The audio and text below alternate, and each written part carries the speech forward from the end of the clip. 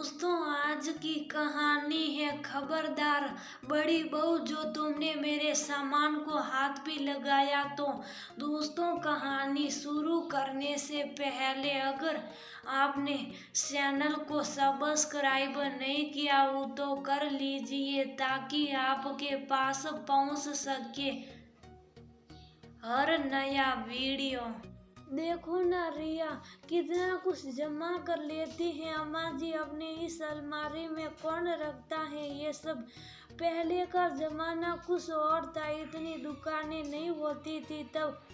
अब तो पग पग पर दुकानें खुली हैं। फिर भी जाने क्यों थोड़ा थोड़ा सब कुछ अलग करने की आदत नहीं जाती है उनकी।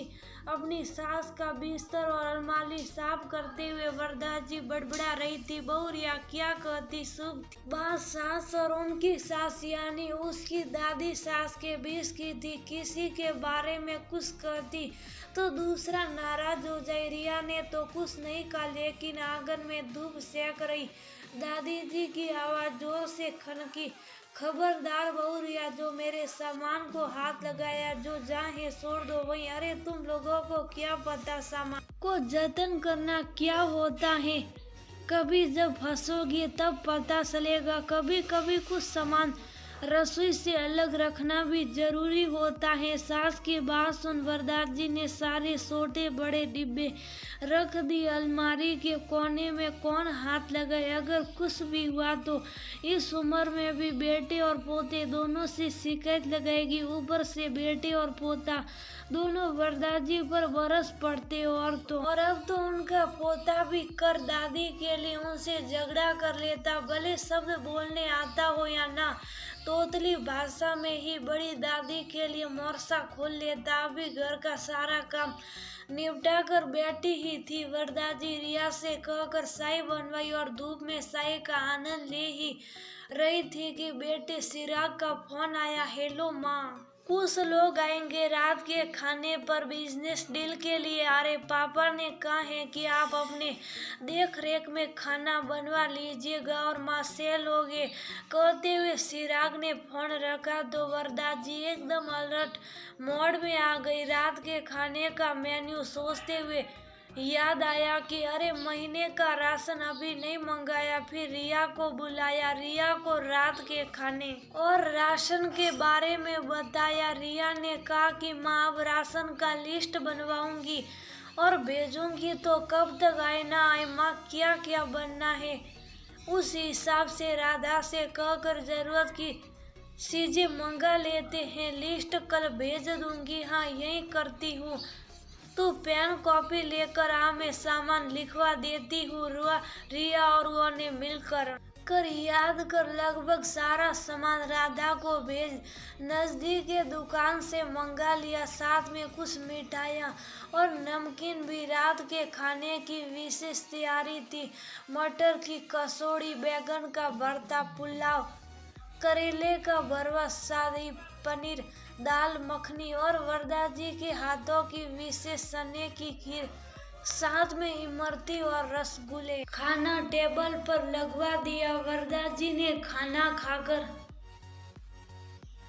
मेहमानों ने खूब तारीफ की। राधा सारी तारीफ का पुलिंदा वरदा जी तक तुरंत पहुंचाती, जैसे गरम गरम पूड़ियाँ पहुंचा रही थी। मेहमानों के थाली में तारीफों की गठरी को ठंडा होने का देती, तुरंत मालकिन के हवाले करती, जिसे सुनकर वरदा जी फूले न समा रही थी। खाना खत्म होते होते वरदा जी का माथा दर्द से ऊपर उठ गया। अपने सुव्य वह स्थित रसोई और मेहमान नवाजी से खुद ही गदगद होकर बहू को तिरछी नजर से देखती, जैसे आंखों आंखों में कह रही हो, देखा मेरे जैसी सुगढ़ गृहिणी बनो, अभी तुम्हें बहुत कुछ सीखना है। मौन का ये स्वाद रिया भी समझ रही थी। मुस्कुराहट के साथ वह भी जवाब देती कि हाँ माँ, मान गई आपको। अभी लगभग सभी मेहमान खाकर उठ गए थे। सभी जाकर मेहमान खाने में बैठे तो सुंदर सुंदर छोटी तस्तरी में तरह तरह मुखवास, जिसमें गुलकंद, मीठी सुपारी, जहरी मीठी सौंफ, मिर्ची, भुने हुए नमकीन, तीसी के बीज, स्वादिष्ट अनारदाना और जाने क्या क्या भेज दिया राधा से बैठक खाने में। और अब निरसत होकर बहू से बोली, अब घरों में खाने के बाद ऐसे सुगंधित मुखवास देने की परंपरा लगभग खत्म ही हो गई है, लेकिन बहू खाने बाद मेहमानों के सामने जरूर रखना चाहिए। पुराने जमाने में ये भी भोजन का एक हिस्सा होता था। रिया भी हैरान होती थी वरदा जी की व्यवस्था को देखकर।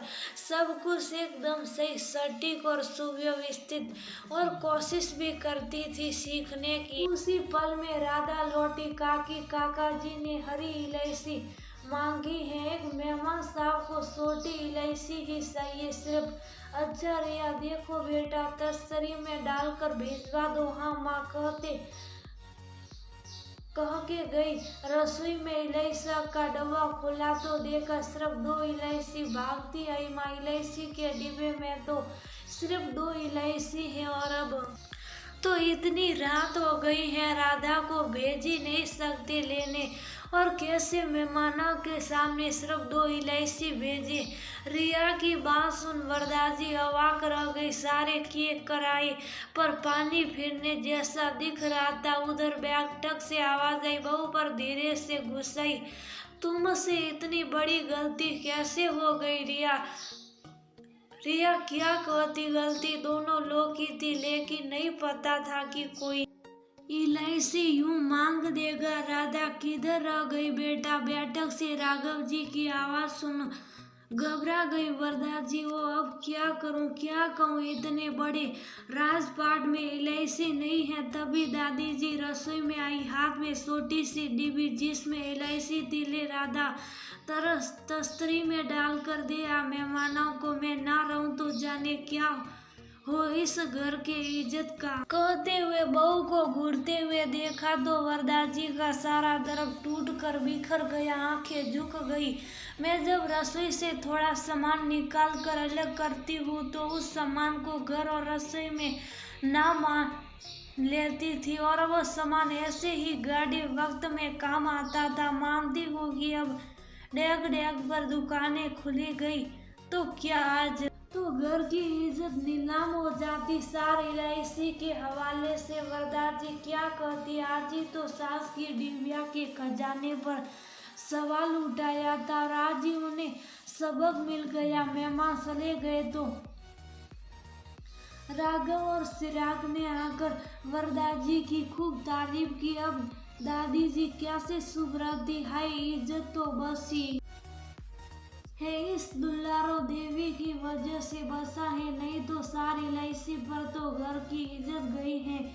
ये थी समझो अम्मा क्या हो गया था। कहते हुए राघव जी ने उनका हाथ पकड़ बिठा लिया सोफे पर। बस फिर क्या था, दुलारो देवी ने खूब नमक मिर्च लगाकर बात बता दी बेटे और पोते को। अच्छा अम्मा, अभी खबर लेता हूँ दोनों की। अम्मा आखिर दोनों दिन भर क्या मैं तो राघव बाबू ने झूठ मूठ का गंभीर चेहरा बनाकर बोला तो दादी जी बोली, ना ना जाने दे बेटा, किया धरा तो दोनों ने ही था। दिन भर तैयारी की, दोनों ने भोज की। बता जरा उतने व्यंजन पकवान आसान थे कि अरे बहू ने तो अपने हाथ से इमरती तक बनाई, अरे थोड़ी कमी रह गई तो दुलारों ने संभाली। सास काहे के लिए होती है, इसीलिए तो कि बहू की शऊर सिखा सके। ऐसे गिगियाने लगी बेटे के सामने जैसे बेटा अभी उठकर बहू को कुछ कहना दे।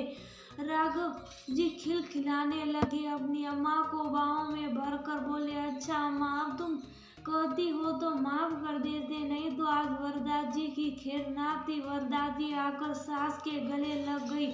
जीवन भर सस ने बहुत संभाला, कुछ खुद कह दिया, लेकिन क्या मजा, राघव डांट कर निकल जाए, बेटे की खटिया खड़ी कर देती थी। वह बूढ़ी हड्डियों में ताकत नहीं थी, लेकिन मन का मोह ऐसा कि पूरे परिवार को अपने हाथों में समेट लिया। दुलारो देवी